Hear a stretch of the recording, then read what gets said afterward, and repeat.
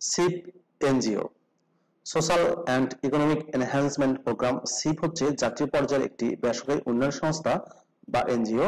প্রিয় চাকরিপ্রার্থী ভাই বোনেরা, সিপ এনজিওতে সম্প্রতি একটি ক্যাটাগরিতে বিশাল একটি নিয়োগ বিজ্ঞপ্তি প্রকাশ করা হয়েছে। 100 জনকে নিয়োগ দেওয়া হবে, সম্পূর্ণ বিনা অভিজ্ঞতায় আপনারা আবেদন করতে পারবেন। পদের নাম, শিক্ষাগত যোগ্যতা কি চাওয়া হয়েছে, কিভাবে আবেদন করবেন, আবেদনের শেষ সময় কবে, বিস্তারিত তথ্যগুলো জানিয়ে দেওয়ার চেষ্টা করব।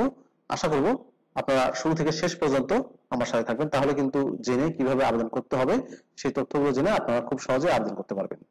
তো চলুন আমরা সিপ এনজিওর বিজ্ঞপ্তির তথ্যগুলো একটু দেখে আসি। আর মূল ভিডিওতে যাওয়ার আগে একটা অনুরোধ করব, আপনি যদি আমার চ্যানেলটিতে এখনো সাবস্ক্রাইব না করে থাকেন কিংবা এখনো নতুন হয়ে থাকেন, তাহলে অবশ্যই চ্যানেলটি সাবস্ক্রাইব করে দেবেন এবং পাশে থাকা বেল বাটনটিতে ক্লিক করে অল অপশনটি অন করে দেবেন। তাহলে সব ভিডিওগুলো কিন্তু প্রকাশ হওয়া মাত্রই আপনি নোটিফিকেশনগুলো সবার আগে জেনে আপনি সবার আগে আবেদন করতে পারবেন। প্রিয় চাকরিপ্রার্থী ভাই বোনেরা, এটি হচ্ছে social and economic enhancement programme SEEP এনজিওর নিয়োগ বিজ্ঞপ্তি। নিয়োগ বিজ্ঞপ্তিটি প্রকাশ করা হয়েছে BDjobs.com এর মাধ্যমে 14 মে 2024 তারিখে। পদের নাম হচ্ছে ক্রেডিট অফিসার। পদের সংখ্যা হচ্ছে 100টি। অভিজ্ঞতা যদিও 1 থেকে 2 বছরের চাওয়া হয়েছে, কিন্তু আপনারা সম্পূর্ণ বিনা অভিজ্ঞতায় আবেদন করতে পারবেন। বয়স সর্বোচ্চ 32 বছর চাওয়া হয়েছে। শিক্ষাগত যোগ্যতা চাওয়া হয়েছে ফ্রেশার বা অনভিজ্ঞ প্রার্থীদের ক্ষেত্রে স্নাতক বা ডিগ্রি পাস অথবা এনজিও বা কোনো আর্থিক প্রতিষ্ঠানে 1 বছরের অভিজ্ঞতা সহ HSC বা সমমানের পাস। অভিজ্ঞ প্রার্থীদের ক্ষেত্রে স্নাতক ডিগ্রি পাস, এনজিও বা কোনো আর্থিক প্রতিষ্ঠানের ক্ষুদ্র ঋণ কার্যক্রমে 2 বছরের অভিজ্ঞতা। এখানে দুইটা বিষয় দেখবেন, একটা হচ্ছে যারা HSC পাস করেছেন অর্থাৎ উচ্চ মাধ্যমিক পাস করেছেন তাদেরকে 1 বছরের অভিজ্ঞতা থাকলে আবেদন করতে পারবেন। আর স্নাতক বা ডিগ্রি পাস যারা করেছেন ফ্রেশার অর্থাৎ সদ্য পাস করেছেন তারাও আবেদন করতে পারবেন। আর স্নাতক বা ডিগ্রি যারা করেছেন এবং 2 বছরের অভিজ্ঞতা আছে তারাও আবেদন করতে পারবেন। বয়স সর্বোচ্চ 32 বছর চাওয়া হয়েছে। ক্ষুদ্র ঋণ কার্যক্রমে মাঠ পর্যায়ে যাদের অভিজ্ঞতা আছে তাদেরকে অগ্রাধিকার দেওয়া হবে।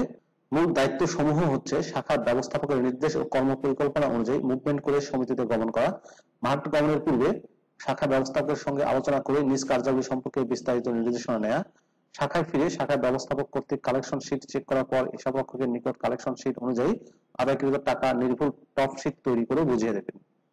বিকেল বেলা মুভমেন্ট করে মাঠ পর্যায়ে বেরিয়ে পড়বেন। শাখা ব্যবস্থাপকের নির্দেশ মোতাবেক নতুন সমিতি গঠন, সদস্য বৃদ্ধি, ঋণ প্রকল্প যাচাই, বকেয়া রোধে কাজ করা, সদস্যদের খোঁজ খবর রাখা ও ইস্যুভিত্তিক সভা ইত্যাদি কাজ সম্পাদন করবেন। সদস্যগণ নিজ নিজ জমাকৃত সঞ্চয়ের পরিমাণ জানে কিনা এবং ঋণের কিস্তির সংখ্যা জানে কিনা এবং সংস্থার ঋণ কার্যক্রমে অন্যান্য নিয়ম কানুন জানে কিনা সেটা পর্যবেক্ষণ করবেন।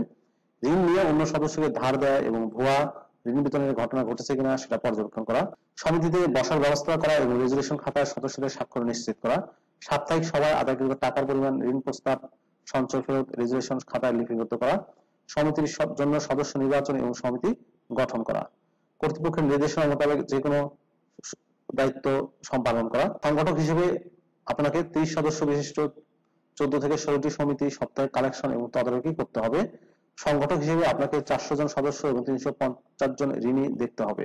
বেতন ও অন্যান্য সুযোগ সুবিধার ক্ষেত্রে বলা হয়েছে যারা ফ্রেশার বা অনভিজ্ঞ আছেন সেই সব পদের ক্ষেত্রে 6 মাস হবে শিক্ষানবিশকাল, বেতন দেওয়া হবে 17,000 টাকা করে। আর চাকরি স্থায়ীকরণের পর অর্থাৎ 6 মাস শিক্ষানবিশকাল যাওয়ার পর বেতন দেওয়া হবে 23,449 টাকা করে।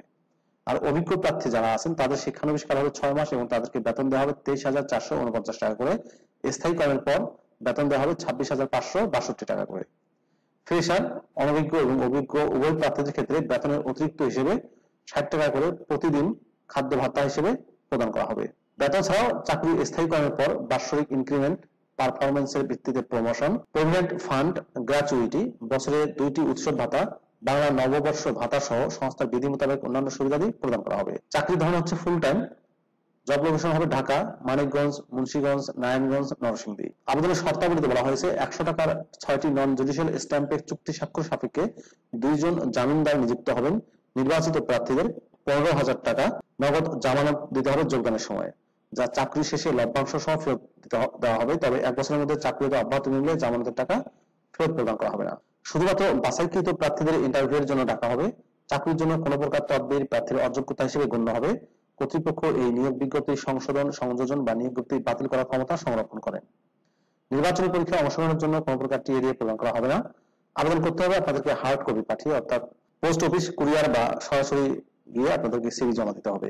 আগ্রহী প্রার্থীগণকে লিখিত আবেদনপত্র, জীবন বৃত্তান্ত, ইমেল এবং মোবাইল নম্বর সহ জাতীয় পরিচয়পত্র, সকল শিক্ষাগত যোগ্যতার সার্টিফিকেট, অভিজ্ঞতা ও ট্রেনিং সার্টিফিকেট কপি যদি থাকে এবং 2 কপি পাসপোর্ট সাইজের রঙিন ছবি সহ আগামী 30 মে 2024 তারিখের মধ্যে নিচে ঠিকানায় সরাসরি ডাকযোগে অথবা কুরিয়ারে আপনারা প্রেরণ করতে পারেন। আবেদনের ঠিকানা হচ্ছে বরাবর পরিচালক, মানব সম্পদ বিভাগ, বাসা নম্বর 5, রোড নম্বর 4, ব্লক এ, সেকশন 11, মিরপুর, থানা পল্লবী, ঢাকা 1216। এই ঠিকানায় আপনাদেরকে সিভি পাঠিয়ে দিতে হবে।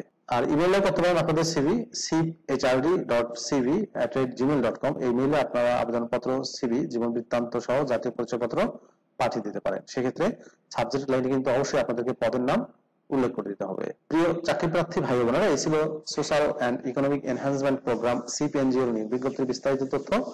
শুধুমাত্র এইচএসসি থেকে স্নাতক পর্যন্ত সম্পূর্ণ বিনা অভিজ্ঞতায় আবেদন করতে পারবেন। ভিডিওটি আপনাদের কেমন লাগলো অবশ্যই কমেন্ট করে জানাবেন। ভালো থাকবেন সবাই, আল্লাহ হাফেজ।